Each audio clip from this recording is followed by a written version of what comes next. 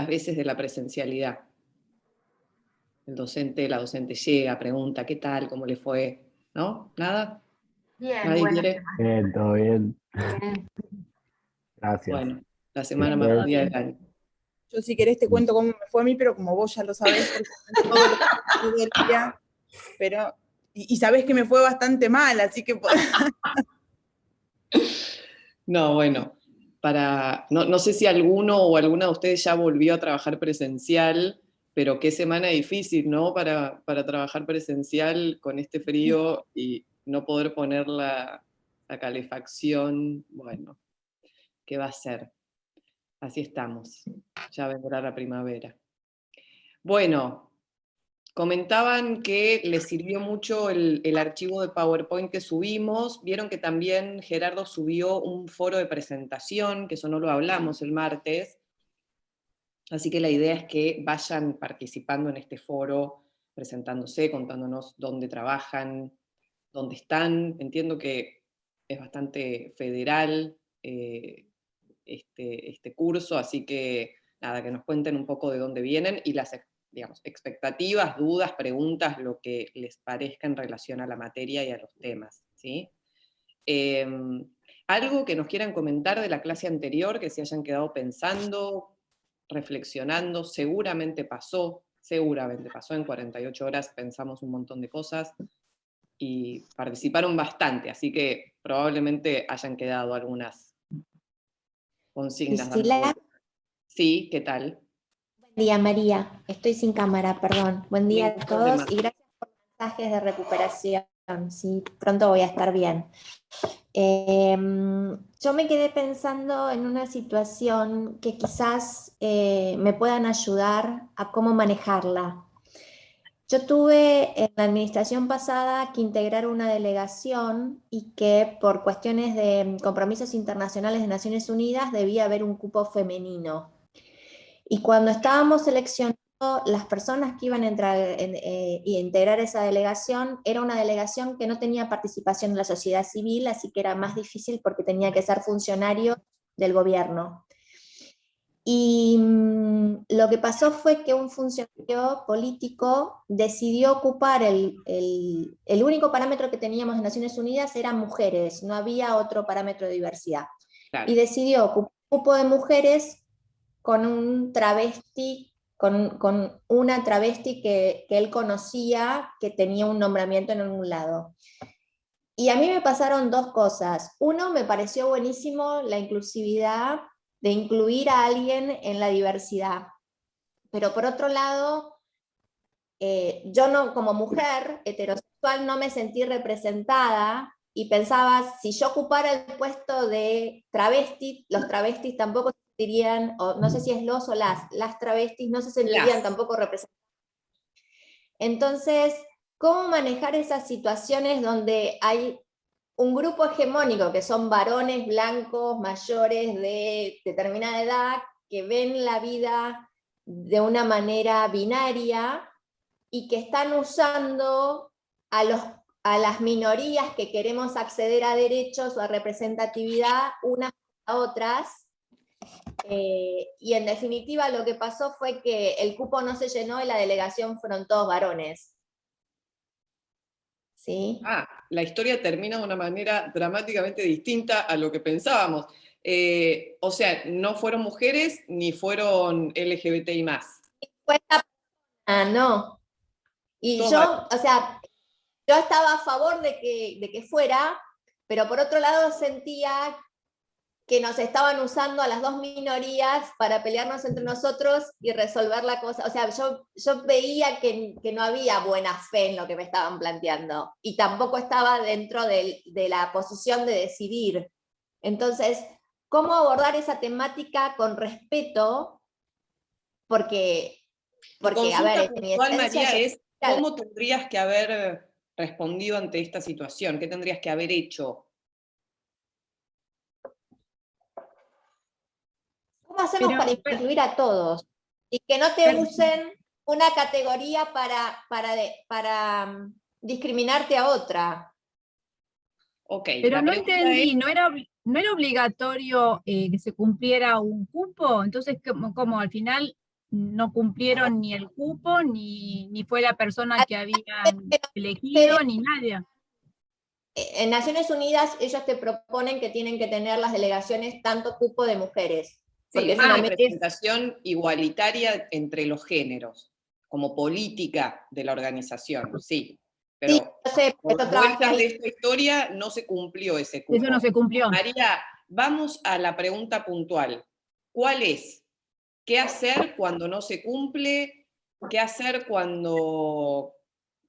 No, ¿qué hacer cuando se usan a distintos grupos para no cumplir con, o sea, ¿cómo haces para que no te usen una pelea entre cupos para que al final termine yendo ninguno? ¿Entendés? Bien. ¿Cómo Yo tengo una respuesta inmediata que es absolutamente intuitiva, que es no generar ese enfrentamiento. Si vos sos parte de uno de esos grupos que ocuparía el cupo, no considerar ese enfrentamiento como tal, sustraerte. No, eso lo hice, porque dije, perfecto, que vaya. Claro. Entonces, pero, por eso digo, la pregunta es, ¿qué hacer respecto de las autoridades que deciden sobre ese cupo y están decidiendo mal? Bueno, ahí las vías institucionales para levantar quejas, o realizar denuncias, sumarios, no sé, lo que exista administrativamente. Ahora, si a mí como mujer me quieren enfrentar con otras personas a los fines de cumplir con un cupo, yo me sustraigo, no existe ese debate para mí. Esa es mi respuesta más intuitiva. ¿Por qué? Porque para mí, desde lo más subjetivo, yo preferiría que ese cupo lo cumpla una persona travesti trans. Yo lo preferiría.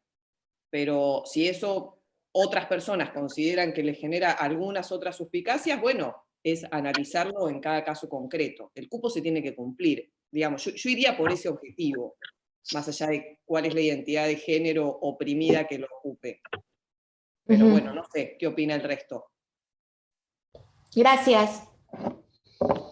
Perdón, yo primariamente lo que opino es que de cajón, al menos en la administración centralizada y descentralizada nacional, es una denuncia de cajón en la Comisión de Igualdad de Oportunidad y Trato. Después, también sabemos que muchas veces terminan siendo a saco roto, pero sí, sin lugar a dudas, sí. Es hasta absurdo, bueno, como nadie se pone de acuerdo, como todos hombres, parece un pase de comedia. Apelaría a las vías institucionales para realizar la denuncia de incumplimiento de cupo ordenada por un organismo internacional. Ahora, insisto, ese enfrentamiento entre identidades, si las personas no se unen a ese enfrentamiento, no tiene por qué suceder, digamos. Pero bueno, no sé. ¿Alguna otra reflexión en relación a la clase pasada que haya quedado dando vueltas? No tengo una idea. Déjate. Bien. Entiendo que también hay algunas preguntas en relación a la consigna, ¿verdad? Del foro. No, lo voy a mirar desde el cerro del mapa. Me gusta cuando dejan los micrófonos abiertos y se escucha todo. Ahí la silencié yo a María, perdón, pero era por las dudas de que ocurriera algo en esa casa. Bueno, las consultas sobre la consigna del foro, si les parece, las dejamos para el final de la clase. Si tienen alguna urgencia, la hablamos ahora, pero entiendo que no. Bien, hoy vamos a tomar una de las unidades del programa de esta materia, que tiene que ver con las violencias por motivos de género. Les voy a compartir pantalla.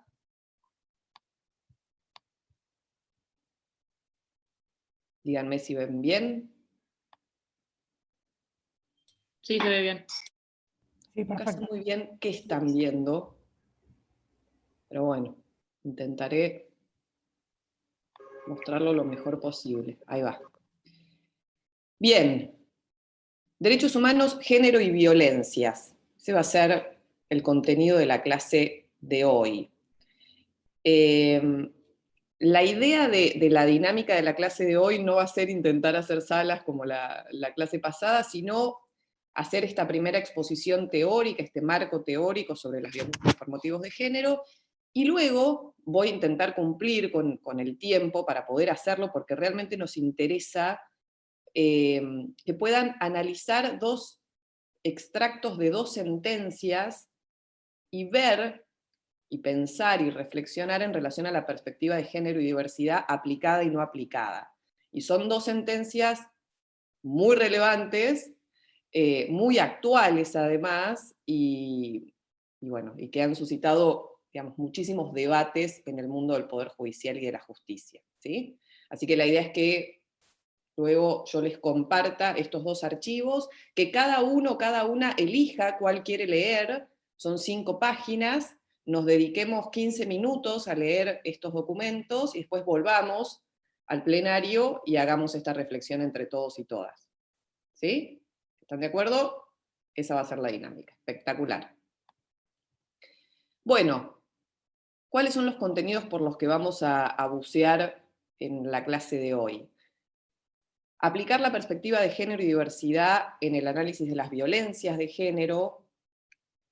Ahí un poquito hablar de la perspectiva legal, el marco legal nacional e internacional, profundizar un poco más en los tipos y modalidades de violencias por motivos de género, hablar de las violencias extremas, de los femicidios, travesticidios y transfemicidios, la ruta crítica, los mitos alrededor de la ruta crítica, algunas estrategias de intervención, un ejemplo de protocolo de actuación institucional ante violencias por motivos de género, y luego las políticas públicas que el Ministerio de las Mujeres, Géneros y Diversidad desde diciembre de 2019 está llevando adelante en relación a las violencias, a la prevención de las violencias por motivos de género. Como hablábamos el martes pasado, cualquier comentario, pregunta, duda, lo hacen, la hacen.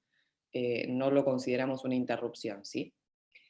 Y también, como decíamos el martes, a los fines de entender el carácter estructural de las desigualdades y, en consecuencia, de las violencias por motivos de género, siempre son muy ilustrativas las estadísticas, los datos, el número, el dato duro, que le diga a nuestra psiquis que esto efectivamente responde a una estructura, que no son casos aislados, que no es aleatorio, pero por sobre todas las cosas, que no es lo mismo hablar de violencia de género, como la violencia contra las mujeres y LGBTI+, que decir que los varones también son violentados en general y por mujeres, por ejemplo, ¿sí? Entonces, fíjense, Naciones Unidas en 2015 definió a las violencias por motivos de género como una pandemia. Digo, hoy que podemos decir que la pandemia es la palabra más, que más atraviesa nuestra vida, bueno, en el año 2015, Naciones Unidas dijo, la violencia contra las mujeres, las violencias de género, son una pandemia, con todas las características que esto tiene. Por ejemplo, algunos datos. 1 de cada 3 mujeres, en este caso vamos a hablar de mujeres porque en general Naciones Unidas es bastante binaria, ha sufrido violencia física o sexual por parte de una pareja o compañero. 1 de cada 2 mujeres o casos de mujeres asesinadas, el autor era su compañero sentimental o un miembro de la familia. 1 de cada 20 casos de varones asesinados, la autora era su compañera sentimental o un miembro de la familia. 1/3 de las adolescentes a nivel mundial afirma que su primera relación sexual fue forzada. 98% de las personas en situación de trata son mujeres y niñas, 98%, y 133 millones de niñas, en este caso en África y Oriente Medio, sufrieron mutilación genital, y 700 millones de mujeres se casaron con menos de 18 años de edad.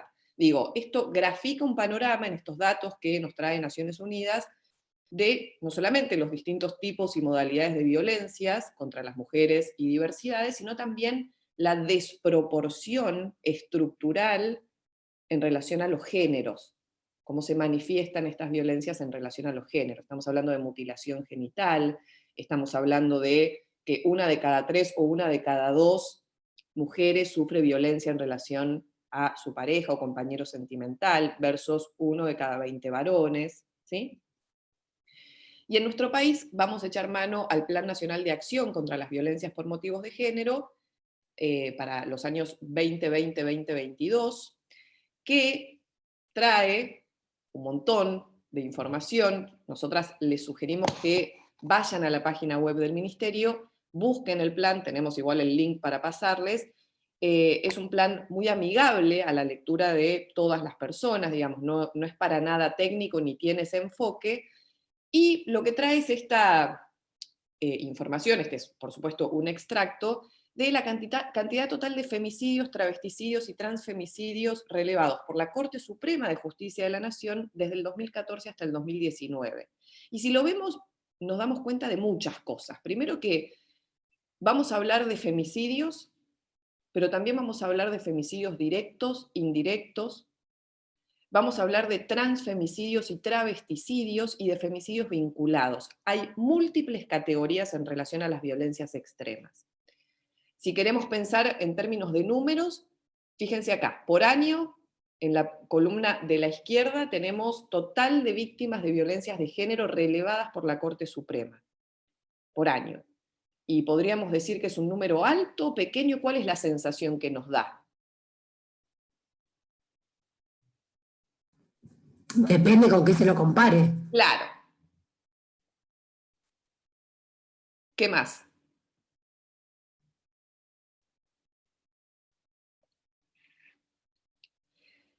Si ven el número duro y dicen, en 2014 la Corte Suprema relevó 225 femicidios. ¿Aumentó? Aumentó el número. Claro. Estoy hablando del 2014, ¿eh? Yo creo que el número es muy bajo. En relación a la actualidad, por supuesto que aumentó. Pero quiero decir, ese número les da la sensación de que estamos hablando de una pandemia, de que es un problema estructural, de que quizás no era catalogado como femicidio todos los femicidios. Claro. A ver, en principio, y esta es una pregunta que quizás la estoy formulando mal y por eso no recibo la respuesta que estoy queriendo recibir, pareciera que 225 es un número pequeño comparativamente a otras situaciones que suceden. Yo empecé hablando de que la ONU dijo que la violencia de género era una pandemia, y decimos que en el año 2014 hubo en todo el país 225, o al menos en la jurisdicción que haya relevado la Corte Suprema, 225 femicidios. Bueno, esto nos dice muchas cosas. Nos dice en principio que el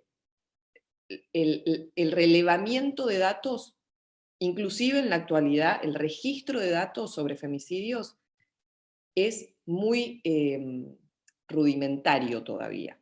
No se puede todavía crear una política pública sustentada en data empírica porque los niveles de registración todavía son muy rudimentarios, ¿sí? Por supuesto que no hubieron solo 225 femicidios en 2014.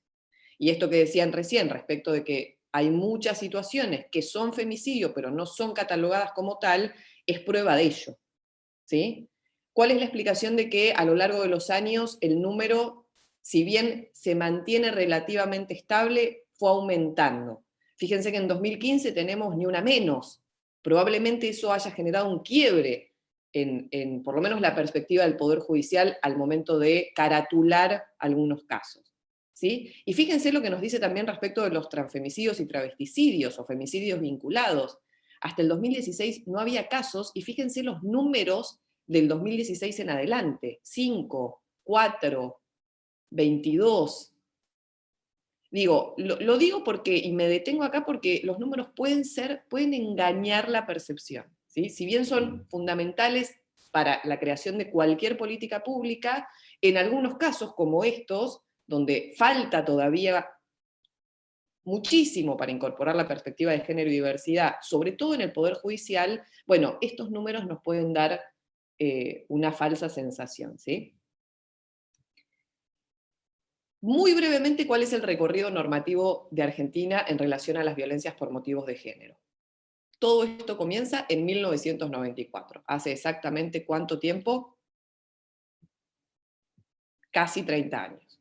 Con lo cual, casi una generación y media hace que nació con leyes que intentan prevenir las violencias por motivos de género.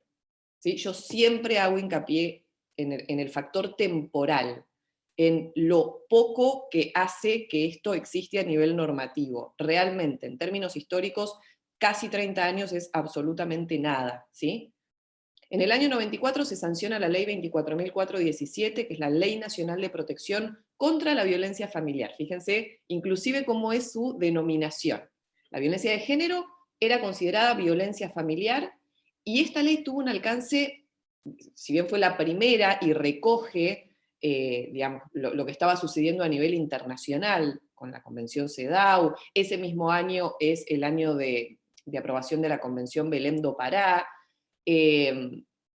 Bueno, recoge estos primeros movimientos que están sucediendo a nivel internacional. Por supuesto se queda muy corta, es una ley muy incipiente en relación a las violencias o a la prevención de las violencias por motivos de género. Tenemos que esperar recién hasta 2009 para la sanción de la ley hito en nuestro país, que es la ley 26.485, que es la Ley Nacional de Protección Integral contra las violencias, para mujeres, contra las violencias por motivos de género en todos los ámbitos donde se desarrollen, ¿sí? Y esa va a ser como nuestra Biblia. A partir de ahora siempre vamos a hablar de la ley 26.485, y esta ley sí tiene un reconocimiento explícito de la normativa internacional en materia de derechos humanos de mujeres y prevención de las violencias. Ese mismo año se crea, en el ámbito de la Corte Suprema de Justicia, la Oficina de la Mujer, ¿sí? Y tiene la finalidad de incorporar la perspectiva de género en el tratamiento de las causas ante el Poder Judicial. Ahí está, sigue su camino, digamos, en esta intención de incorporar la perspectiva de género y diversidad. Yo no sé si ustedes saben, pero el Poder Judicial, por lo menos la Corte Suprema, la máxima instancia judicial de este país, todavía no tomó la capacitación en Ley Micaela, ¿no? El Ministerio de las Mujeres apenas se creó en diciembre de 2019, implementa la política, o sea, la Ley Micaela es anterior a la creación del ministerio, pero comienza como una nueva etapa en la implementación de la ley, y lo primero que hace es capacitar a las máximas autoridades de los tres poderes, legislativo, ejecutivo y judicial. No sé si recuerdan, allá por enero del 2020, muy pre-pandemia el mundo, teníamos a Alberto, a Santiago Cafiero, en un acto de capacitación de la ley Micaela con la ministra, con Elizabeth Gómez Alcorte y con Dora Barranco. Bueno, el Poder Judicial todavía, a un año y medio de creación del ministerio, todavía tiene muchas deudas en este sentido, sobre todo la Corte Suprema, ¿no? En 2012 se reforma el artículo 80 del Código Penal. ¿Saben en qué consistió esa reforma? Se los está diciendo la diapositiva, pero ¿alguien tiene algún tipo de experiencia profesional en relación a esto? Nadie viene del palo penal. Se incorpora la figura del femicidio, todos administrativistas. Se incorpora la figura del femicidio al Código Penal como un agravante del delito de homicidio cuando el homicidio está motivado por la condición de género. Y se agregan los crímenes de odio, que vamos a ver más adelante. No es menor considerar que cuando las mujeres y diversidades somos asesinadas es en función de nuestra identidad de género, exclusivamente. Y esto agrava la pena de un homicidio, ¿sí? En 2018 tenemos dos leyes muy importantes en materia de reconocimiento de derechos de mujeres y diversidades. Una, como ya mencioné recién, es la Ley Micaela, de capacitación obligatoria para todas las personas que trabajen en todos los ámbitos públicos, en todas las jurisdicciones y en todos los niveles y en todos los poderes. En eso estamos, llevando adelante esta implementación. Y la ley que se conoce como Ley Reña, antes conocida como Ley Brisa, que es la ley de reparación económica para hijos, hijas, hijes de víctimas de femicidio o que hayan fallecido en contextos de violencia de género. Es una ley, muy nueva, tiene tan solo 3 años, está en plena implementación, es interministerial y digamos, requiere la intervención de otros organismos. El Ministerio de las Mujeres cumple un rol, pero también está CENAF, de Desarrollo Social, y también está ANSES, como parte integrante, digamos, de quienes llevan adelante la implementación de esta reparación, y queríamos, como les decía hace un ratito, mencionarles el Plan Nacional de Acción contra las Violencias por Motivos de Género 2020-2022. Insistimos con la posibilidad de ir a la página web del Ministerio y no solamente conocerla, sino buscar el plan y leerlo, o al menos su resumen ejecutivo. Perdón, Lu, te interrumpo. Ahí lo mandé al chat, el link del plan, así que ya lo tienen ahí. Buenísimo, buenísimo. Gracias, Caro. Digo, ¿por qué nos parece importante que vayan al plan? Primero porque es una política de Estado, con lo cual, como trabajadores y trabajadoras del Estado, es necesario que estemos empapados y empapadas en relación a esto. Pero además porque el Plan Nacional cambia el paradigma de abordaje de las violencias. Lo vamos a ver en un ratito, pero es muy importante pensar que a partir de la creación del Ministerio ya no es igual, ya no son iguales los lentes con los cuales se miran las violencias por motivos de género, en relación a la institucionalidad que existía antes, el Consejo Nacional de las Mujeres y demás, ¿sí? Pero lo vamos a ver más adelante. Entonces, ¿tienen algún acercamiento con la Ley de Protección Integral? ¿Alguien? Digo, quizás ustedes ya cursaron Ley Micaela y ya tienen algún tipo de concepto más o menos trabajado. ¿Es totalmente nuevo? Nadie sabe de qué va la Ley 26.485. Yo acá veo 4 caras, las 4 me dicen que no. Lo voy a tomar como muestra en relación al resto. Muy bien. Bueno, el artículo 4 de esta ley define las violencias por motivos de género. Y es muy importante que hagamos una primera aclaración, que es que la ley va a hablar de violencia contra las mujeres, pero nosotras vamos a hablar de violencias por motivos de género. La ley de protección integral se lee, se aplica y se analiza a la luz de la ley de identidad de género.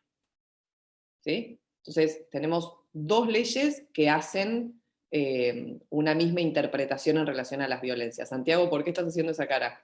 Justo sos uno de los 4 que veo. Porque siempre nos falta 5 para el peso, como digo, ¿no? Es correctísimo el análisis que decís respecto de que va a ser violencia contra los géneros, pero los señores legisladores podrían haber tenido un poco la lapicera más fina, ¿no? Precisamente para eso. Sí, yo a los señores legisladores les pondría unas expectativas limitadas, sobre todo en 2009.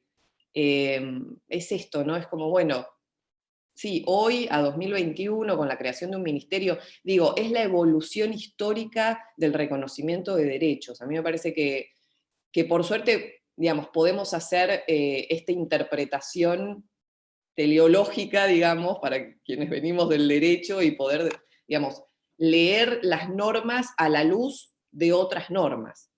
En ese sentido, me parece que podemos encontrarle la vuelta hasta que se reforme la ley.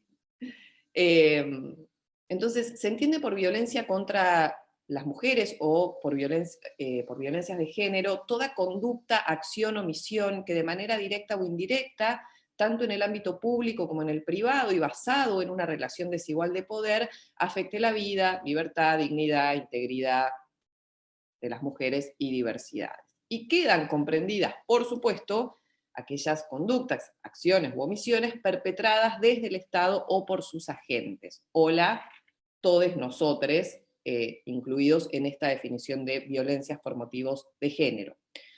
Nos interesan muchas cosas de esta definición. Lo primero que vamos a decir es que reconoce esta relación desigual de poder creada culturalmente, socioculturalmente, históricamente. La ley reconoce la desigualdad estructural entre los géneros y hace este nexo inmediato con las violencias. La desigualdad es igual a violencias por motivos de género. ¿Sí?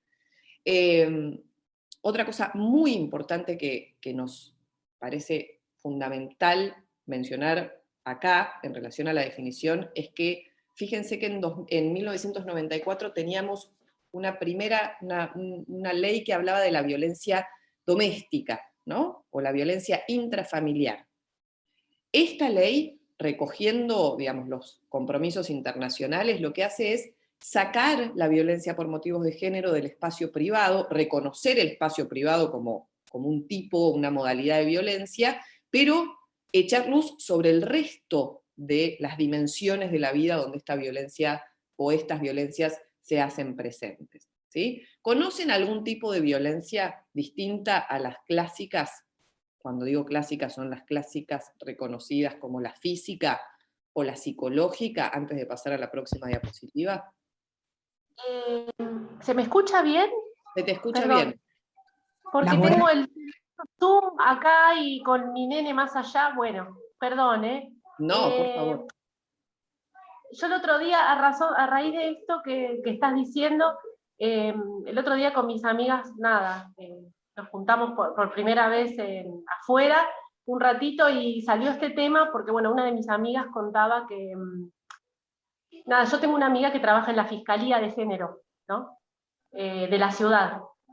Y bueno, entre mis amigas mismas somos 5, como que hay 3 que son como ultra, o sea, esta chica que es la que defiende, ¿no? Como a capa y espada, todas estamos medianamente en la misma sintonía, pero bueno, ella tiene como más sustento, ¿no? Más preparación, obviamente, así como ustedes, como mucho más formada. Y bueno, y nos explicaba, una de mis amigas contaba que tiene un compañero, ella trabaja en AFIP, no voy a dar nombres, pero bueno, ya que lo dije, trabaja en AFIP, y bueno, tiene un compañero de trabajo que la carga con el cuadro de fútbol, la joroba, y bueno, cada tanto ella contaba, ¿no? Que este chico, por ejemplo, que se acerca, o sea, como que la manosea, o como que ¿no? Hay como un juego ahí, como que la toca, pasa por al lado de la pone, hace esas cosas. O sea, una situación de violencia laboral, de acoso laboral. Exacto. Y mi amiga, la que es, digamos, la que trabaja en la fiscalía, le decía como que esto lo hace solo, o sea, porque sos mujer, porque si no, no sería de esa manera. Y mi amiga, que es la que contaba esta situación, decía, pero yo también le digo de todo, y yo también lo jorobo. Y mi amiga, la que trabaja en la fiscalía, le decía, no es lo mismo, no es lo mismo, porque vos sos mujer y él, de alguna manera, más allá de la joda, esto de apoyar, de tocar, se genera justamente por el género. Por tu condición de género, absolutamente, sí. Sí, eso quería contar. Me vino justo cuando estabas diciendo. Es que es así, ustedes el martes... hablar también si tiene superioridad jerárquica. Ni hablar. Si ese es el caso, de hecho funciona como un agravante, ni hablar, sí. No sé que son compañeros de trabajo, pero bueno, como que está instalado, ella dice, mi amiga, la que trabaja ahí, nos conocemos hace 1000 años, siempre jorobamos con lo mismo, y como que está muy naturalizado esto, ¿no? Lo físico, el contacto, pasar, jorobar, y bueno, eso. Es que por eso lo pregunto, digo, es adrede mi consulta respecto de poder pensar en otros tipos, además de la violencia física y psicológica, de violencias que están muy naturalizadas, y esa es una gran potencia de esta norma, de esta ley, porque lo que hace es justamente echar luz sobre los tipos de violencias y las modalidades de violencias que menos se ven o que menos tenemos o reflexionamos entre nosotros y nosotras. Perdón, me gustaría decir algo. Creo que lo que pasa es que a veces terminamos naturalizando esas situaciones y quizás no las vemos como violencia. Se hace tan cotidiano. A mí me ha pasado, venía a trabajar en una empresa del sector privado donde prácticamente obviamente todos los cargos jerárquicos superiores eran todos hombres, los rangos medios eran todos hombres. Tiene muchas sucursales porque es una empresa de electrodomésticos donde todos los gerentes de sucursales eran todos hombres, y son todos hombres. Y me pasaba que era la única abogada interna que trabajaba en la empresa, y donde, además de recibir comentarios y situaciones por el tema de mi edad, que eso era muy común, que me sentí reflejada cuando lo hablábamos en la clase pasada, son situaciones donde que sos joven y demás, y el chistecito y la cosa, y que uno, como mujer, a veces nosotras lo terminamos naturalizando, porque es de todos los días, no, me cargue, yo le contesto. Pero me parece que esas son las peores situaciones que a veces se nos hacen más difíciles ver. Totalmente. Hace que todos las vivamos y por ahí no le demos la importancia que tienen hasta que no te pasa que lo Totalmente. pensás o abocás directo el tema y decís, sí. Sobre todo porque me parece que es eso. En ámbitos laborales, además, se juega con una relación asimétrica de poder absoluta que tiene que ver con no poder perder el trabajo, digamos, no exponerte a una situación de riesgo en ese sentido. Entonces, vos, digamos, el segundo paso, además de verlo, una vez que lo viste o que pudiste identificar la situación como violenta, es, bueno, ¿cuáles son mis canales o cómo actúo? ¿Qué hago a los fines de no perder mi fuente de trabajo? ¿No? Justamente para eso está la capacitación, Micaela, y más en los superiores jerárquicos, para visibilizar eso. Absolutamente. Y adquirir las herramientas para no naturalizar eso que de natural no tiene absolutamente nada. Nada, absolutamente de acuerdo. Bueno. Vieron que el otro día hablábamos un poco sobre las trampas, en la clase anterior hablábamos un poco de las trampas que va encontrando el patriarcado para reafirmarse, ¿no? Y esto que decía Estefanía recién, que hay sutilezas y cosas muchísimo más flagrantes, ¿no? El ojo más atento hay que ponerlo en las sutilezas, porque la realidad es que las cuestiones que son más flagrantes son las que son más fáciles de identificar y en las que es más difícil mirar para otro lado. Entonces, justamente en esas cuestiones que a veces entramos en la duda de si estaré exagerando, si no serán cuestiones que son normalizables, ahí es donde encuentra la trampa el patriarcado para colarse, ¿no? Y en definitiva esas son las que las más riesgosas, son esas micro situaciones que van configurando una situación, en el caso del ámbito laboral, de acoso laboral y muchas veces de violencia laboral, que están tipificadas en un montón de documentos, de convenciones que Argentina suscribió, en el 190, de OIT, y eso hace que, por las dudas, no digamos nada porque nos parece que no son lo suficientemente graves. Visibilizarlas y sobre todo lo que decía Joana, que quienes están en un lugar de poder puedan tener esa bajada de línea en términos normativos dentro de un equipo de trabajo es muy importante.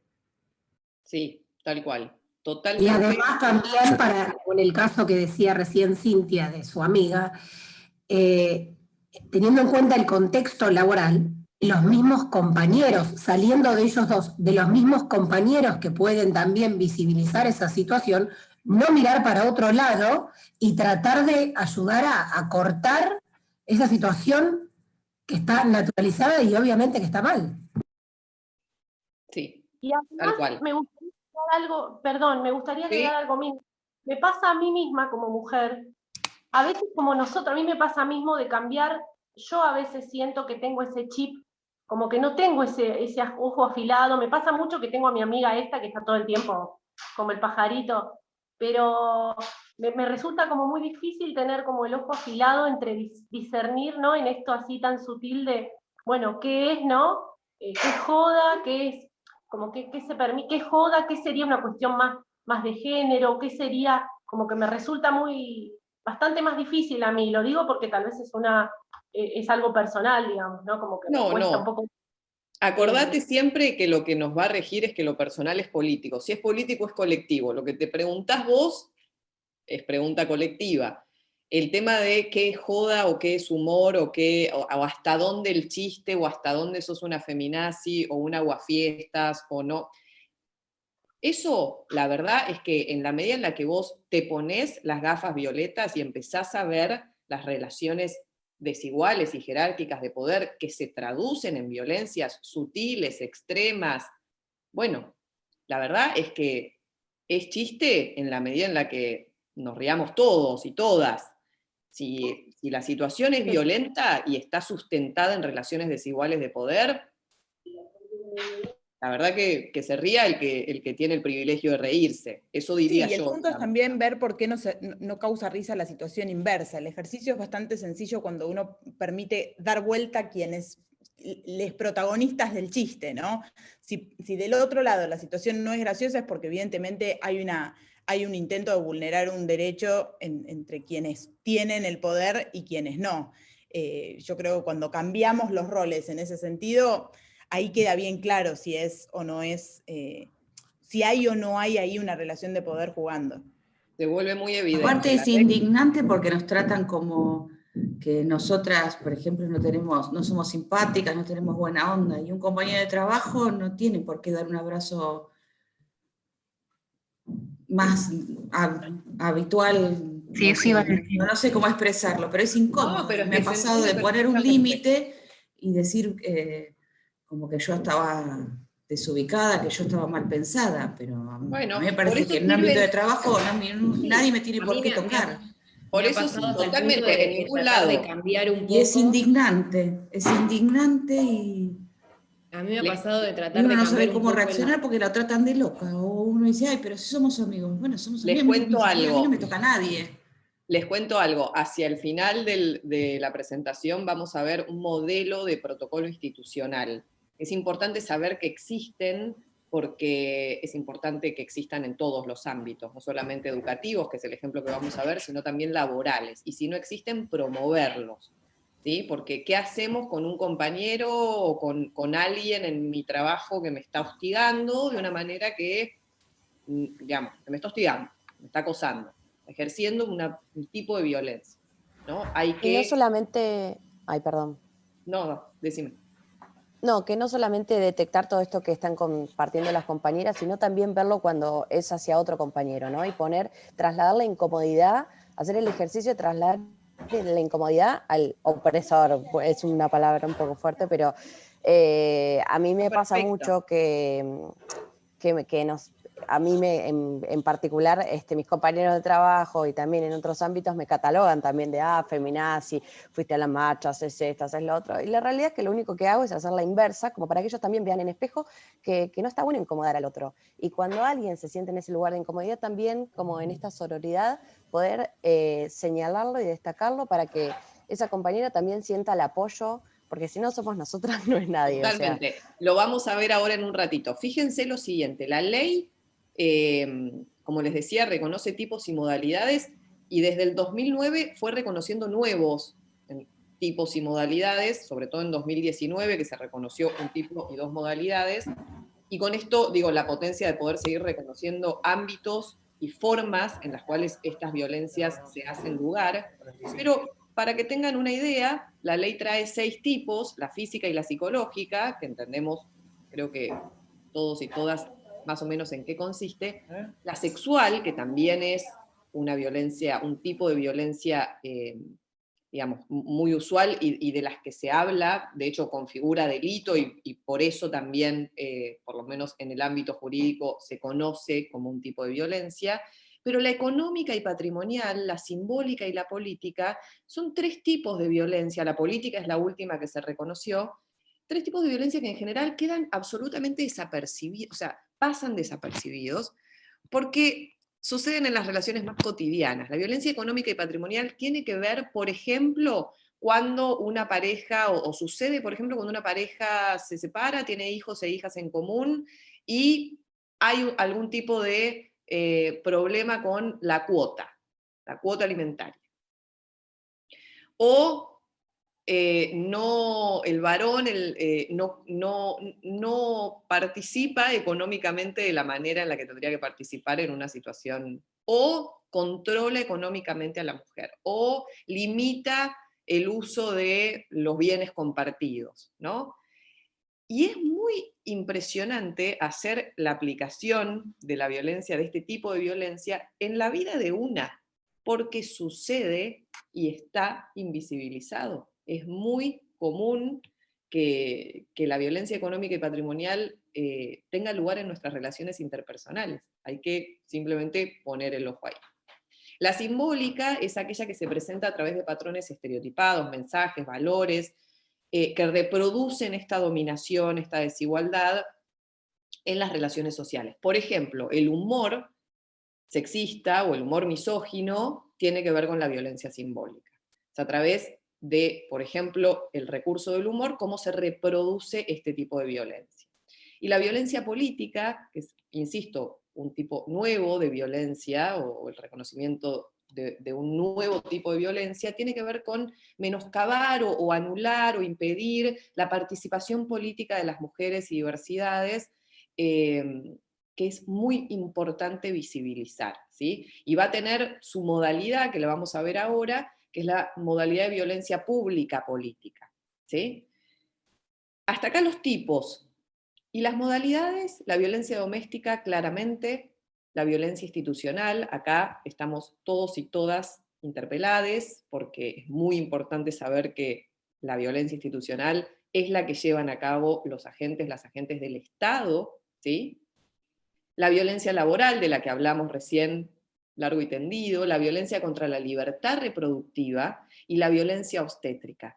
Es muy llamativo ver cómo cuando las personas gestantes, las mujeres gestantes, conocen este tipo de modalidades, dicen, si son madres, por supuesto, o si han tenido hijos o hijas, a mí me pasó, la violencia obstétrica se plasma, se reproduce en todas las prácticas que viví, por ejemplo, cuando en mi parto, en mi proceso de parto, ¿sí? Yo no sé si a alguna le pasó bueno, algo. Perdón que interrumpa, pero a raíz de eso es que se sancionó la ley de parto respetado. Exacto, exactamente. Que bueno, que un poco, por ejemplo, yo tengo un familiar que es psicóloga, digamos, especializada en psicología perinatal, que hace todo el acompañamiento, digamos, pre y postnatal, por así decirlo, y ella como que a mí me explicaba, cuando yo estaba embarazada, me dice, bueno, pero vos acordate que de acuerdo a la ley tal, vos podés, por ejemplo, incluso en la sala de partos o en el quirófano, vos podés decir de qué quieren que ellos hablen, o sea, como diciendo, a ver si querés poner música, si querés, bueno, hacerlo, digamos, a tu gusto, por así decirlo, al parto. Sí. Ella me explicaba eso, por ejemplo. Sí. Es que ¿cuántas personas no tienen la menor idea de que esto sucede así? ¿Cuántas personas, digamos, de alguna forma educadas, sometidas al poder hegemónico de los equipos médicos? Pero bueno, digo, el primer paso es esto que provoca la ley, el reconocimiento de una modalidad de estas características como una modalidad de violencia de género, ¿sí? Y la violencia mediática, la que sucede en los medios de comunicación, y las dos nuevas modalidades que les nombraba, incorporadas a partir de una ley en 2019, que es la violencia en el espacio público, el famoso acoso callejero, y la violencia pública política, que es la modalidad del tipo violencia política que les comentaba recién. La violencia en el espacio público es... O sea, es realmente un hito reconocer que el acoso al que hemos estado sometidas las mujeres y diversidades a lo largo de toda nuestra vida y de muchas generaciones, años, siglos, sobre todo, digo, en nuestro país, que es una cultura que tiene mucho que ver con esto, ¿no? Con lo que sucede en el espacio público. Bueno, ese reconocimiento tiene una potencia que vale la pena mencionar. Sí me interesa decirles algo que no les dije antes en relación a la definición, que es esto, la definición saca del ámbito privado a las violencias y la visibiliza en todos estos tipos y en todas estas modalidades, y también define la violencia de manera directa e indirecta, ¿no? La violencia directa, por supuesto, como un hecho concreto, un actor que ejerce violencias, pero la indirecta como la violencia estructural, la desigualdad de oportunidades, la división sexual del trabajo, la feminización de la pobreza, las brechas salariales, entre muchas otras, ¿sí? Entonces, si quisiéramos hacer una definición un poco más blanda de la violencia o las violencias por motivos de género, vamos a decir que es aquella o son aquellas ejercidas por un sujeto varón cis, es decir, por un varón que se autopercibe con el sexo que le asignaron al nacer, heterosexual, es decir, tiene una orientación sexual definida, o por el entramado social en favor de este sujeto, o el colectivo al que pertenece, en virtud del cual se le adjudica la potestad de decidir, manejar, manipular acciones, decisiones, el cuerpo de personas de géneros distintos al género que él detenta, ¿sí? Este poder tiene que ver con esta matriz misógina, y acá le vamos a poner este nombre, pero lo vamos a desglosar en un ratito, que es de homo, lesbo, trans, bi, odio. ¿Sí? Ahora lo vamos a ver. Las violencias de género impiden y limitan el derecho a vivir libremente, a decidir sobre el cuerpo, sobre la vida y a disfrutar de los deseos propios, ¿sí? Ese es el efecto que nos tiene que quedar en la cabeza. Perdón, ¿qué quiere decir cis? ¿Qué quiere decir cis? ¿Alguien sabe?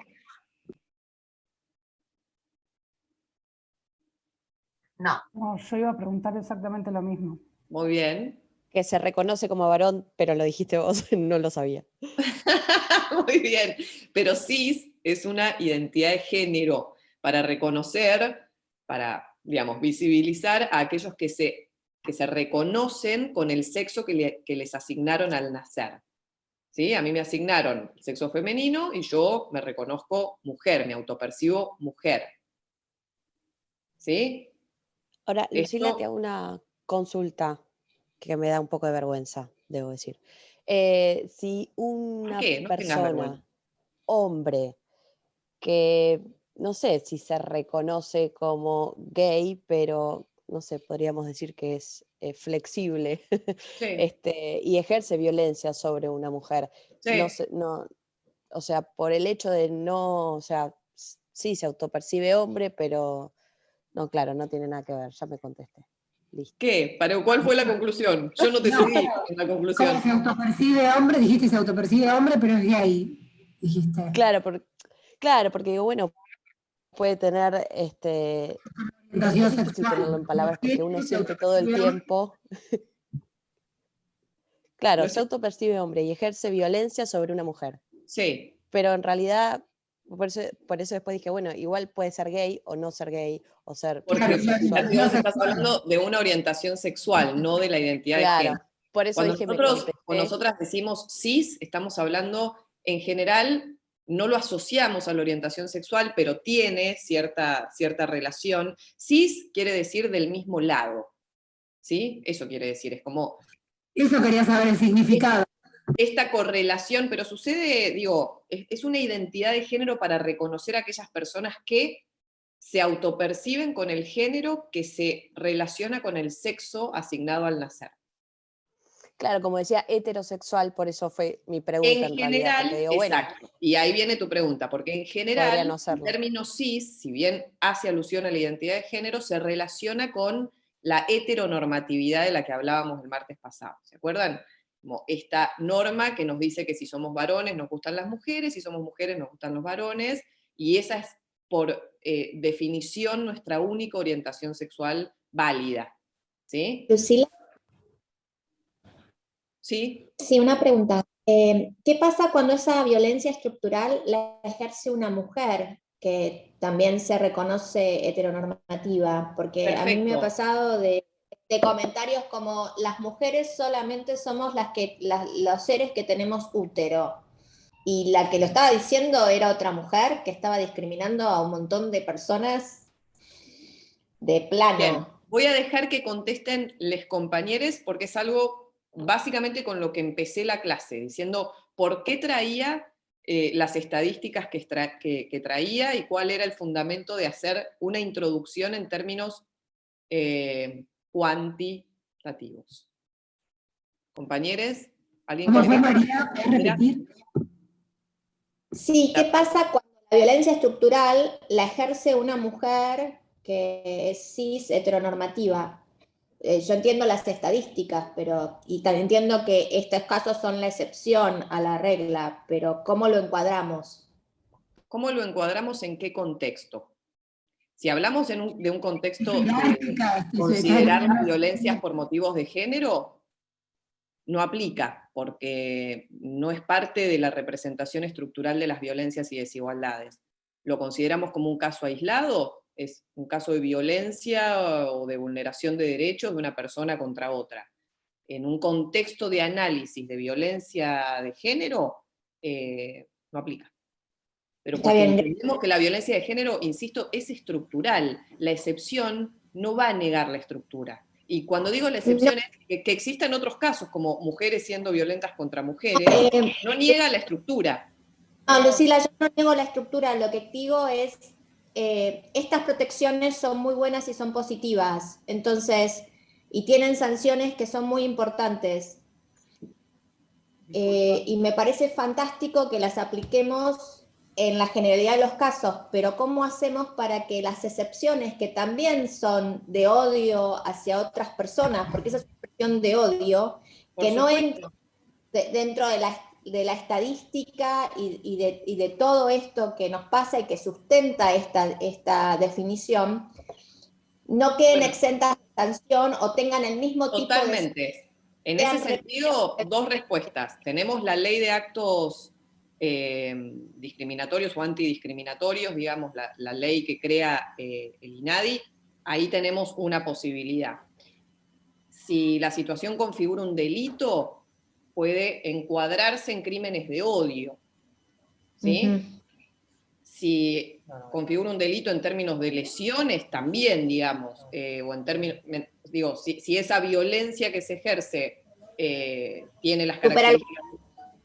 Sí, supera el umbral para que se aplique el Código Penal. Claro, por supuesto, pero el Código Penal, por esto que decías recién o hace un ratito en relación a la sanción o a la modificación de 2012, también reconoce los crímenes de odio, con lo cual eso trasciende, digamos, la identidad de género de quién es él o la agresora.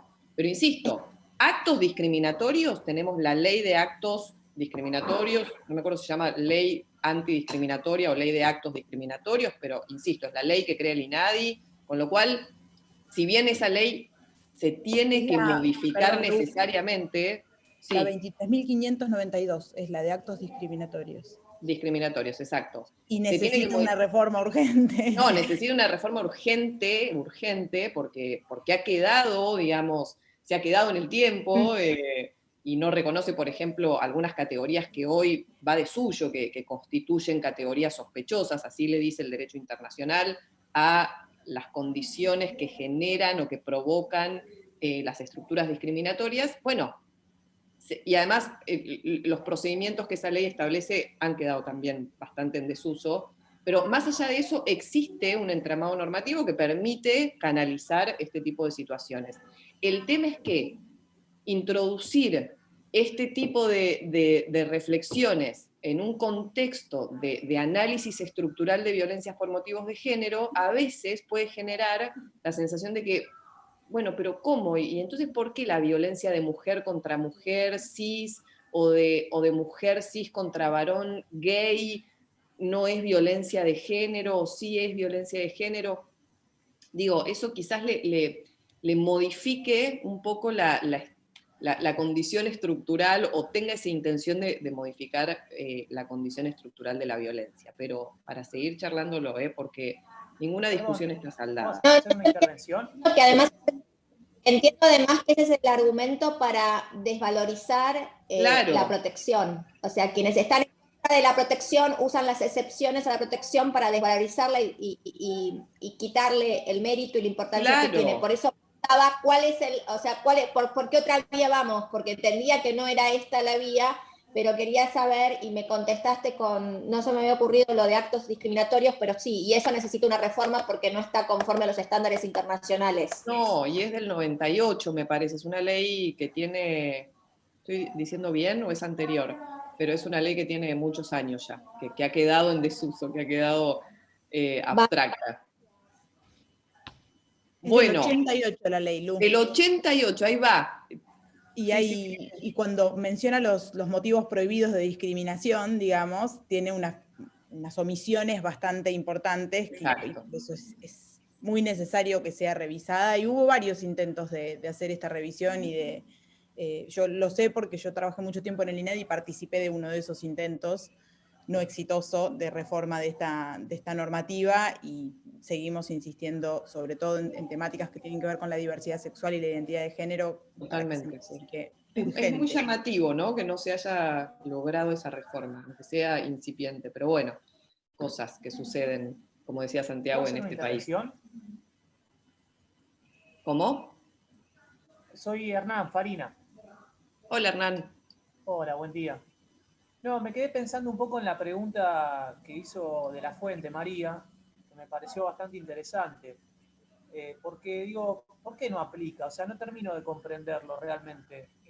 O sea, sin dejar de desconocer, por supuesto, las estadísticas y el alto índice de violencia de género que se ejerce principalmente de varón a mujer, sin dejar de desconocer eso, reitero, no termino de comprender por qué no aplicaría, si estamos hablando también de un caso de violencia de género, a la inversa.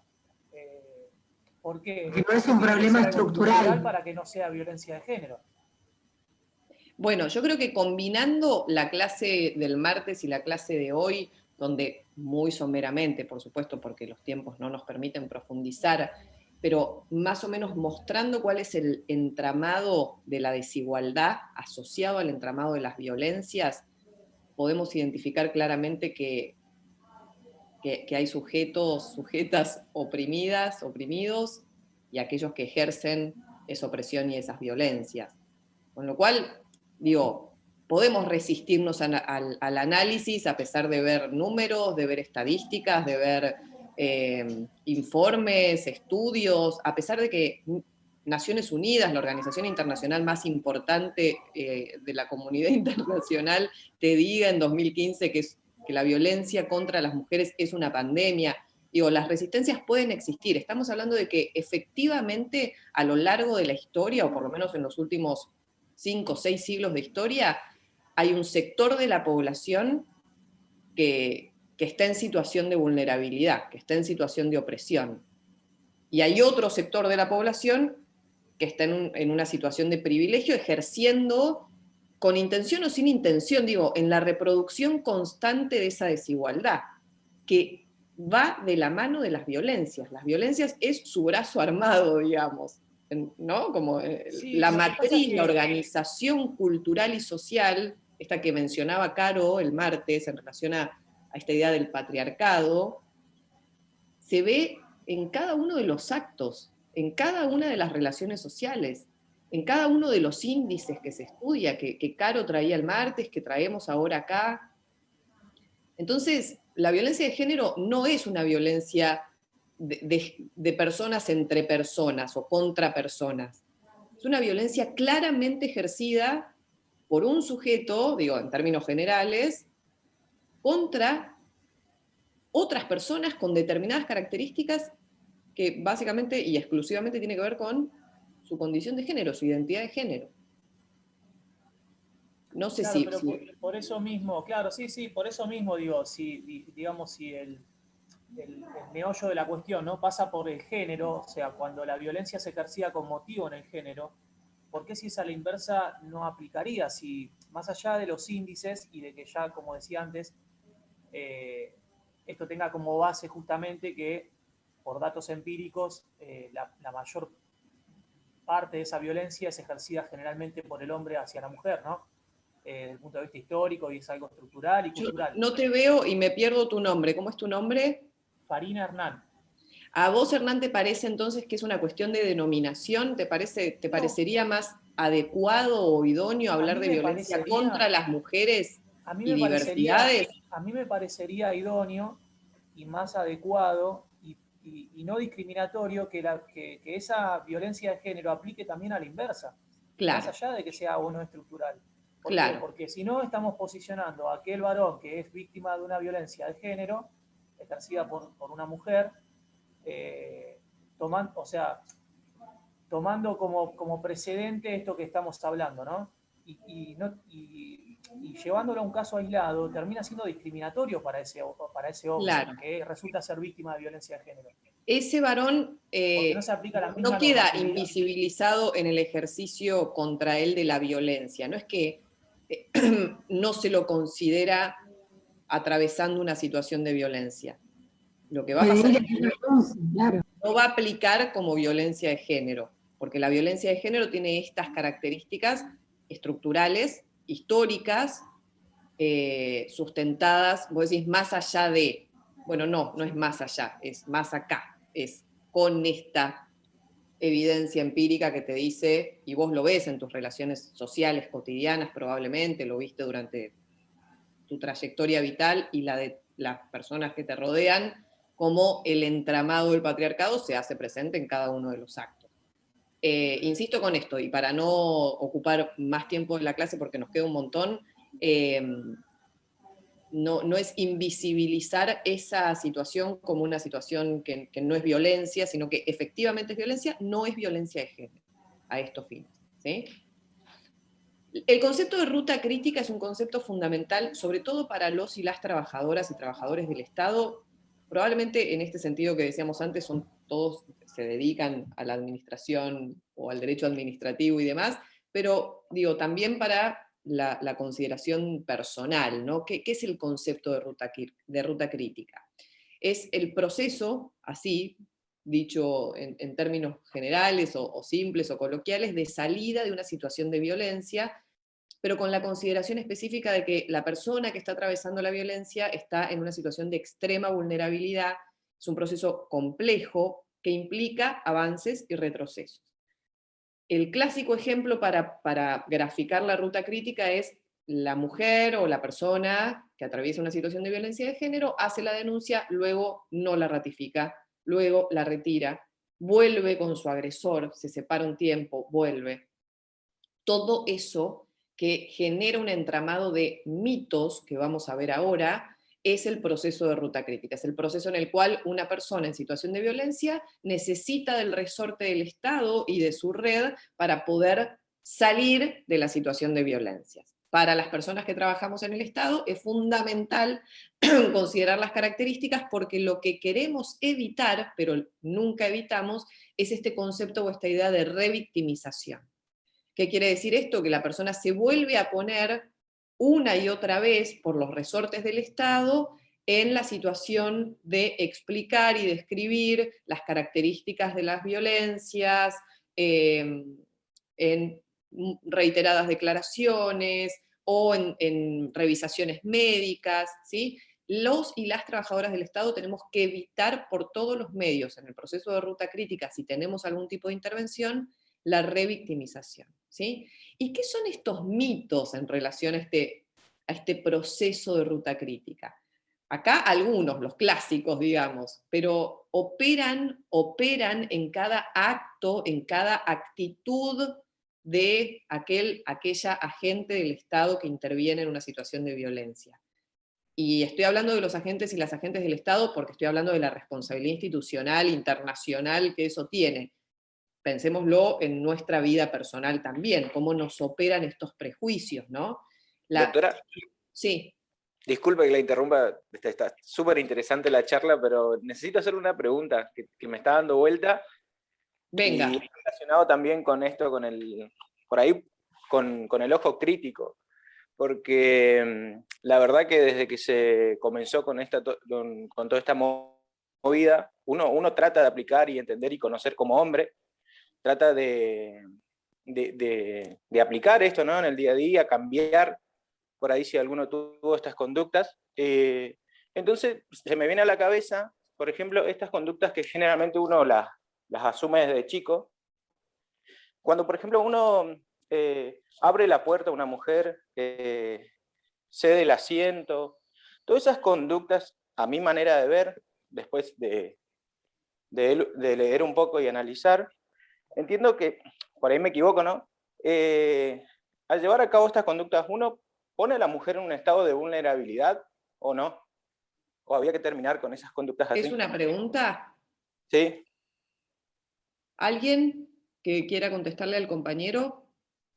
No, a mí lo que me parece, siguiendo al compañero y yo siendo justamente mujer e identificándome como mujer, es que todas estas cuestiones, perdón, pero a mí me cuesta muchísimo, muchísimo comprender, justamente por lo que dice el compañero, porque creo que llegan a un extremo en el cual ninguna de las dos partes llegan a identificar muy bien la situación, y de hecho, esto que vos comentás de la revictimización, creo que en todos los procesos, mismo en un proceso en donde hay un homicidio, donde hay, digamos, cualquier situación, uno tiene que relatar los hechos varias veces, justamente porque el procedimiento mismo los lleva así, ¿no? Por una cuestión. Entonces, siento, a mí a modo personal, que a veces esta situación como que se lleva a un extremo tal que hasta para mí como mujer yo me siento hasta como vulnerada continuamente y como que soy como ¿cómo te puedo explicar? Como que siento que lo que se quiere proteger en definitiva se está debilitando más, a mi modo de percepción, ¿eh? Es decir, yo lo veo como... Son todas válidas, son todas Sí. válidas. Y entonces por eso como que me cuesta mucho comprender esto que decía... El martes decíamos, entender los derechos humanos de las mujeres y diversidades no es entender la realidad desde una posición de enfrentamiento con miradas distintas, con varones, cis, no tiene que ver con eso, tiene que ver con, en muy simples y pocas palabras, para continuar con el contenido teórico, digamos, con visibilizar las profundas injusticias del entramado social que nos atraviesan. Visibilizarlas en términos interdisciplinarios y en términos transversales. Quiero decir, la identidad de género y la orientación sexual y todas las demás condiciones sociales que generan una situación especial de vulnerabilidad.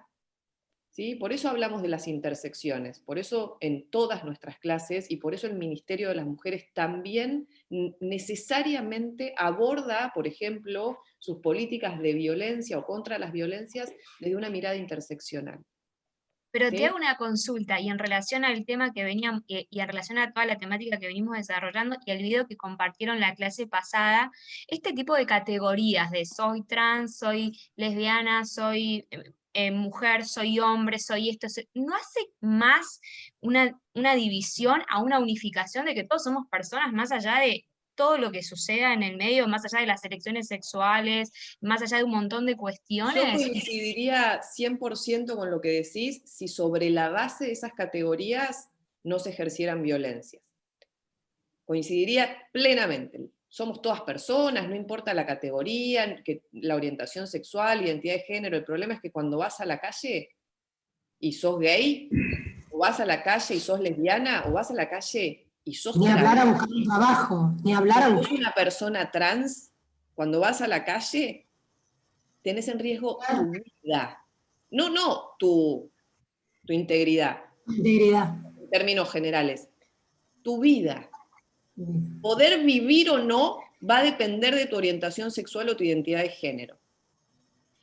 Y eso modifica la percepción de muchas cuestiones. Pero vamos a seguir porque quiero llegar a terminar la clase y no le contesté al compañero anterior que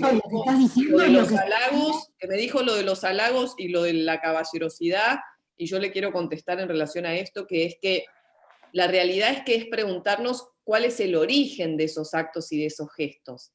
¿Por qué? Claro, a eso voy. ¿Por qué no se da la inversa? ¿Por qué las mujeres no tenemos actos de mujerosidad con los varones? ¿Por qué no existe ni siquiera el vocablo que sea reemplazable en términos de contenido, de definición? Entonces, una vez que te preguntas eso, decís, bueno, quizás esto también se basa en una subestimación de las mujeres. Quizás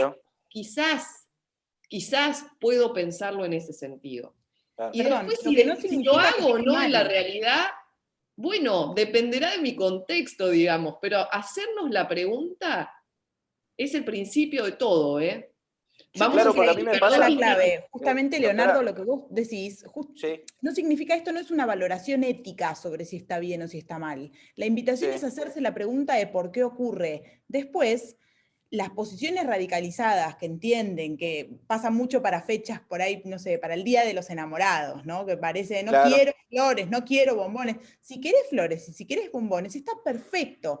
La invitación es hacerse una pregunta de por qué existen las cosas que existen. No es una valoración ética sobre eso, porque hay muchas acciones que surgen desde el amor. Hoy recién lo decía, ya la perdí, pero la persona que intervino antes, puede que fuera tu nombre Verónica, creo. ¿Está mal eso? No, no está mal, o sea, está perfecto que eso ocurra. El punto es lo que dice Lucila, invitar a hacer la pregunta de por qué pasa de una manera y no pasa de otra. Cuando uno puede poner la pregunta en el lugar correcto, entiende que hay algo cultural detrás de esas acciones que trae aparejado esta misma matriz de relacionamientos basados en el poder desigual. no significa que un acto de amor, que es eminentemente de amor y es personal y que tiene que ver con invitarle a alguien una comida, regalarle flores, llevarle bombones en una fecha especial, nada de eso está mal. Seríamos dos locas si pensáramos que eso está mal. Lo que la invitación a mí lo que me pasa, es una pregunta a raíz de eso. Sí. Porque, o sea, mirá, me pasa en el día cotidiano. Por ahí viene una mujer y vos le querés abrir la puerta y ahí te surge la pregunta, toda esta situación de que uno lo trae de chico, ¿no? Que por ahí lo enseña, que a la mujer hay que cuidarla, que bla, bla, bla, bla. Y vos podés decir, pero esto no es como ponerle en una situación de vulnerabilidad a la mujer, esto no es como justificar el patriarcado, por así decirlo de alguna manera, o ceder el asiento en el colectivo. El subte, entonces te iba a decir, justamente. En el subte. El asiento del Suena el subte. teléfono acá en mi oficina, tengo que dejar un segundito, permiso. En el asiento del subte yo, bueno, ahora no tomo subte hace un montón, pero me acuerdo que lo veía mucho y había a lo mejor hombres que eran mayores de edad y las mujeres estaban sentadas con el celular haciéndose las dormidas. Y esas son quizás las cuestiones que a mí me chocan, porque por supuesto que soy mujer y defiendo los derechos míos y también los de todos. Entonces, para mí, quizá porque me ha tocado muchos casos en los cuales la mujer se sobrevictimiza y no es real la situación. Y no estoy desmereciendo a quienes hemos pasado violencia y a diario, porque nos pasa todo el tiempo. Pero creo que ese límite a veces lleva como al hombre a preguntar esto que dijo el compañero, ¿qué tengo que hacer? Y tal vez si hay una mujer, ha pasado, que está enojado con ese hombre, le puede meter una denuncia que es falsa y esa persona le arruina la vida. Entonces, ahí es cuando voy que el exceso a veces de estas categorías y demás puede ser contraproducente. En esos casos. El mundo de las posibilidades es infinito. Mujeres haciendo denuncias falsas, mujeres ejerciendo violencia contra varones.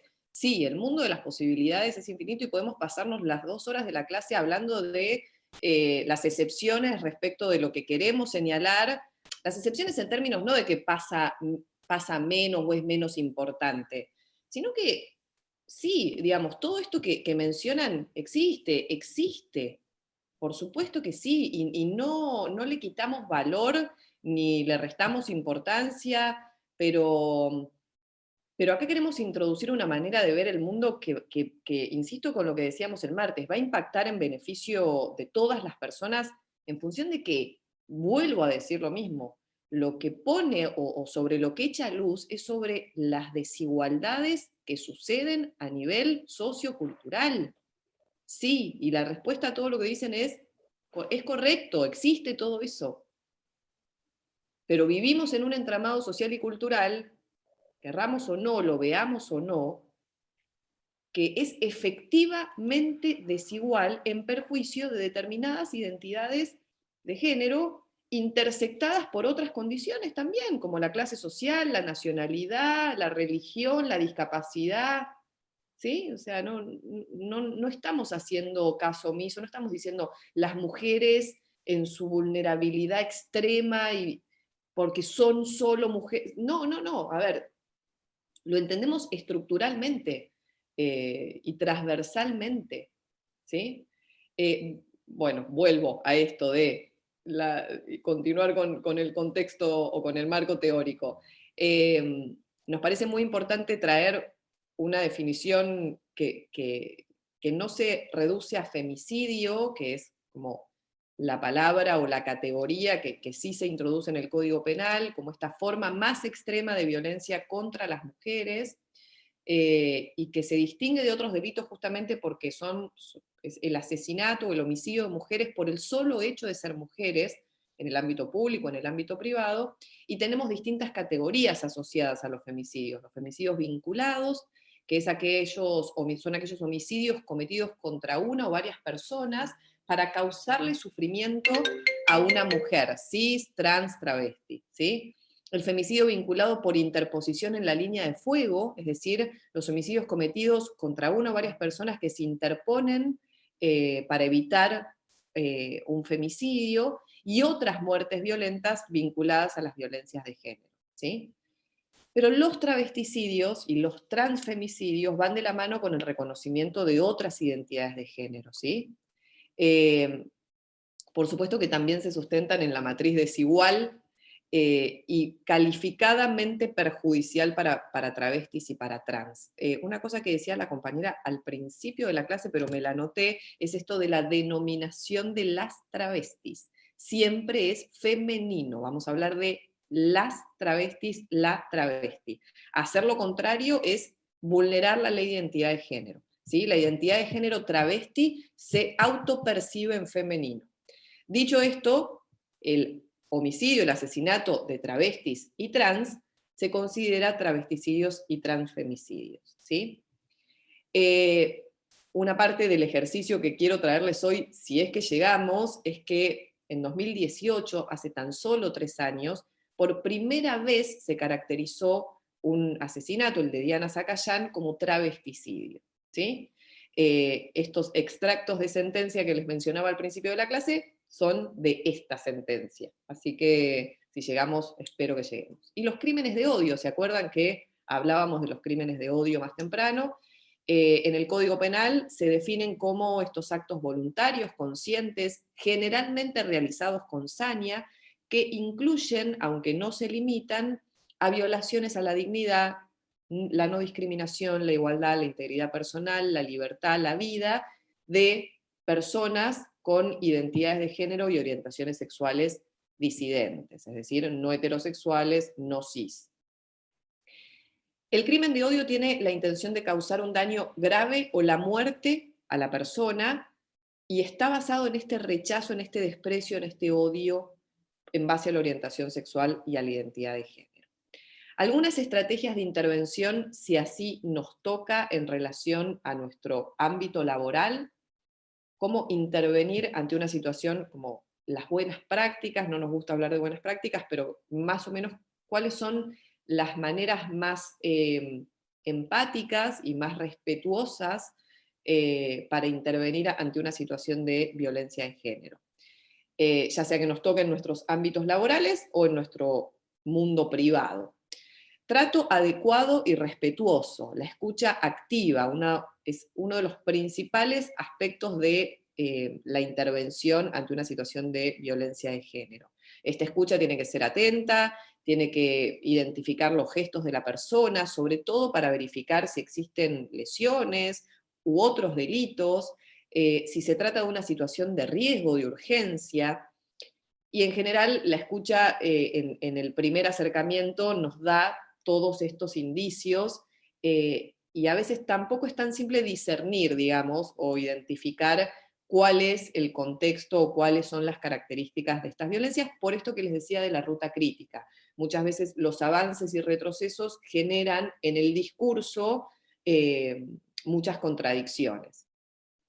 Un elemento fundamental para quien interviene es explicar con un lenguaje claro, llano, comprensible, tener información actualizada de los organismos estatales de asistencia, de protección, dar datos precisos y por escrito, explicar derechos, recursos, ¿sí? Acompañar, por supuesto, a la persona en el proceso de denuncia o en el proceso de ruta crítica.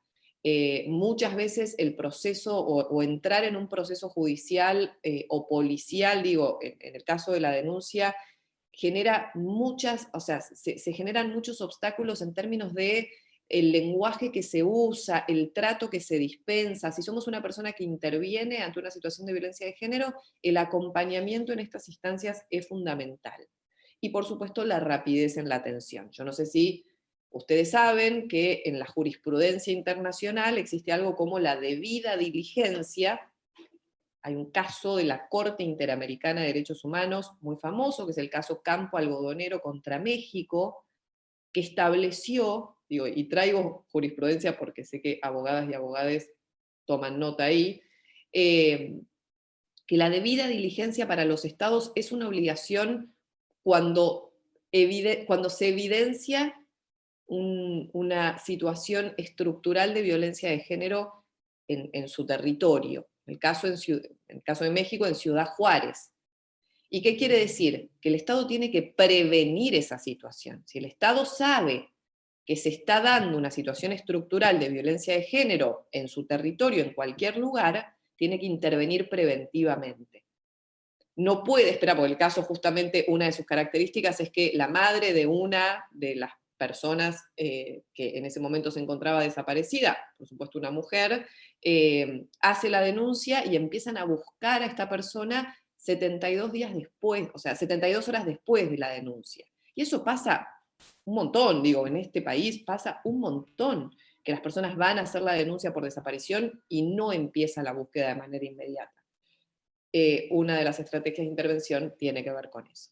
Protocolo de actuación, ¿se acuerdan que hablábamos en relación a la violencia laboral? Acá traemos un ejemplo de un ámbito educativo, que es la Universidad de Buenos Aires, se dio en 2015 su propio protocolo ante situaciones de violencias por motivos de género, en estas relaciones laborales y o educativas en el ámbito de la Universidad de Buenos Aires, en relación a funcionarios y funcionarias, docentes, no docentes, estudiantes, personal académico temporario o visitante, terceros que presten servicios. ¿Y en qué situaciones? Situaciones por acción u omisión de violencia sexual, de discriminación, de acoso. ¿Y dónde? En todos los lugares que involucre la universidad. Emplazamiento físico, dependencias, anexos, medios telefónicos y virtuales. Una característica fundamental de cualquier protocolo de actuación institucional es la confidencialidad, ¿sí? Y el procedimiento administrativo que se cumple una vez que se formaliza la denuncia o se activa este protocolo. Lo deseable, lo deseado es que este procedimiento extienda sus efectos a sanciones administrativas por hechos de violencia de género, a todos los cargos o roles que estas personas sancionadas, luego de que efectivamente se demuestre la situación, pueda tener en la institución, ¿sí? Y ahora sí, el momento final de la clase, que es poder comentarles muy brevemente cuáles son las principales políticas públicas de abordaje integral de las violencias que lleva adelante el Ministerio de las Mujeres, Géneros y Diversidad. Son solo algunos programas, por eso insistimos en recurrir al Plan Nacional de Acción y a los programas que siguen creándose en función de este abordaje integral, y contarles que este cambio de paradigma tiene que ver con dejar de ver o de actuar, o que el Estado deje de actuar solo en la urgencia, en la emergencia o en el caso individual de las personas en situación de violencia de género, y pretenda a través de sus programas llevar adelante mecanismos que transformen las condiciones estructurales de vida de esas personas. ¿Y cómo se transforman esas condiciones estructurales? En general. No es difícil la respuesta. Primero se crea un marco normativo y después se dan recursos financieros y humanos para... Financieros, ¿Cómo? exactamente. Básicamente el objetivo es ese, fortalecer la independencia económica de las personas en situación de violencia de género. Se entiende que esa es una de las principales llaves de salida para que las personas en situación de violencia puedan emprender su ruta crítica, ahora que todos y todas sabemos lo que es la ruta crítica, ¿sí? Entonces ahora vamos a ver, la línea 144 por supuesto que es el servicio por excelencia en relación a la orientación, contención y asesoramiento ante situaciones de violencia de género, funciona en todo el país, las 24 horas, todo el año. Es importante saber que no es una línea ni de denuncias ni de urgencias, es una línea de orientación, contención y asesoramiento, y que el Ministerio está llevando un programa de modernización y optimización de la línea, por ejemplo, creando un número de WhatsApp y una dirección de mail, no solamente el servicio telefónico, ¿sí? El programa Acompañar es un programa que se implementa en el marco del Plan Nacional. No sé si han escuchado hablar de él, pero justamente es el programa que revoluciona el paradigma de abordaje integral, porque lo que hace es brindar acompañamiento psicosocial, pero a la vez un apoyo económico durante 6 meses equivalente a un salario mínimo vital y móvil, ¿sí? Por supuesto que no alcanza, por supuesto que podemos pensar en términos del tiempo, del plazo, pero es el primer, como les decía recién, la primer puerta que se abre en términos de transitar la ruta crítica fortaleciendo la independencia económica, ¿sí? Uno de los programas más recientes del Ministerio es el programa Acercar Derechos, que tiene que ver con fortalecer el acceso a los derechos que tenemos las mujeres, las diversidades y particularmente las personas en situación de violencia por motivos de género, a través de un acompañamiento integral que hacen grupos, equipos especializados, equipos de abogadas, abogados, trabajadores sociales, psicólogos. Estos equipos van a estar en todo el territorio y van a promover el acceso a derechos, no solamente, o sea, el acceso a programas nacionales, provinciales, y además van a funcionar como resorte de acompañamiento en los procesos judiciales, para fortalecer el acceso a la justicia, que tanto revictimiza a las personas en situación de violencia, ¿sí? Finalmente, para mencionar solo los últimos dos, un programa interministerial de abordaje integral de las violencias extremas por motivos de género. Es un programa que no solamente involucra al Ministerio, sino al Ministerio de Seguridad y al Ministerio de Justicia. Se está llevando adelante una política integral en términos de prevención de las violencias extremas. Se creó un Consejo Federal y el presidente firmó con las provincias y con la Ciudad de Buenos Aires el acuerdo federal para el abordaje integral de las violencias extremas. También hay un programa para el apoyo económico y la asistencia integral de familiares de víctimas de femicidio, travesticidio y transfemicidio. Es decir, es un apoyo económico para que puedan solventar los gastos relativos a el femicidio, el travesticidio y el transfemicidio, y muchos otros más. La pregunta sí. ¿Todos estos programas y planes son en territorio o son de manera virtual? Son todos territoriales, todos tienen una pata territorial. O sea, uno de los ejes del Plan Nacional es la territorialidad. Llevarlos a lo largo y ancho de todo el país. De hecho, el programa Acompañar actualmente, hace aproximadamente 2 meses o 3 meses, está llevando adelante los operativos territoriales en todo el país. Si ustedes siguen las redes sociales del Ministerio, lo van a ver, porque estamos todo el tiempo informando dónde vamos a estar, en qué horario, en qué lugares. La idea es que pueda llegar a la mayor cantidad de personas posibles, sobre todo porque entendemos esto, ¿no? Que el programa Acompañar es el que permite el primer paso de fortalecimiento económico de las personas en situación de violencia de género. Totalmente. Si les parece, faltan 15 minutos para terminar la clase. No creo que lleguemos, probablemente no vamos a llegar, pero sí les voy a compartir en el chat estos 2 documentos que quería que pudiéramos discutir, y lo retomamos, si les parece, el martes. ¿Están de acuerdo? Me parece mejor, perfecto. Porque no vamos a llegar. Sí. Bueno, voy a dejar de compartir pantalla, si les puedo compartir estos 2 links. Son dos links de Drive. Lo voy a hacer ahora porque... A ver. Díganme, lo que me interesa es saber si pueden acceder. Por eso lo quiero compartir ahora. Este es uno. Díganme si pueden acceder. Sí. Si se lo mandás a Gerardo, los puede colgar en la página también. Se lo voy a mandar a Gerardo también, pero si ustedes pueden abrirlo ahora y ya quedarse con los links abiertos, ¿se pueden? ¿Entran a unos PDF? Sí, ya lo podemos abrir. Espectacular. Se los voy a mandar a Gerardo también, pero si quieren dejen... Bueno, vino un bebito. Qué cosa hermosa ese bebito que está mirando. Bueno, pero si lo pueden abrir ahora y ya leerlo, son 5 páginas, 4 y 5 páginas. Insisto con esto, extractos de las sentencias del caso de Lucía Pérez en Mar del Plata y del caso de Diana Zacayán acá en la Ciudad de Buenos Aires.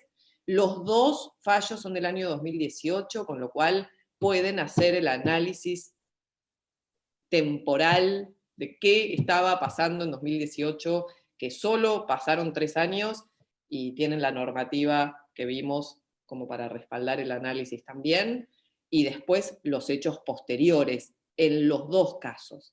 Pasaron cosas regresivas en un caso y en otro no. Pasaron cosas mejores. Pero hacer este análisis también, ¿qué pasó después de estas sentencias? ¿Sí? ¿Puede ser que los dos archivos que mandaron son iguales?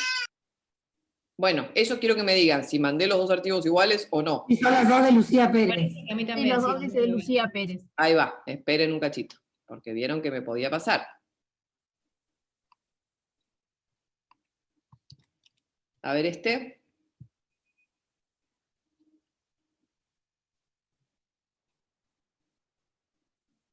Ahora dice Diana Zacayán.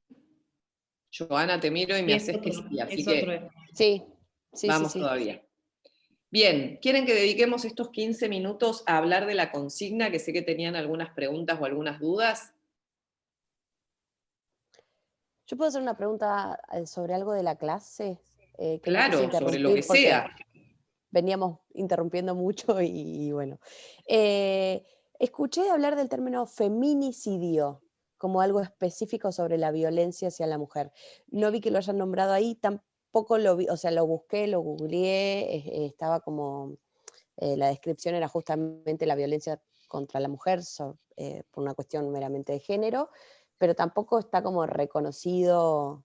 ¿Qué No sé, encontraste ¿cómo con lo lo que ven? googleaste? Igual le voy a ceder la palabra a Carolina, a mi compañera Carolina, ¿estás ahí? Que ella lo puede explicar con resortes teóricos. Pero ¿qué encontraste? Porque en general se usan como sinónimos, ¿sí? Hay una No, diferencia. justamente lo que vi justamente era esto, ¿no? Como el homicidio, el femicidio y el feminicidio, que lo catalogaban, pero era más como páginas de feminismo más acérrimo, ¿no?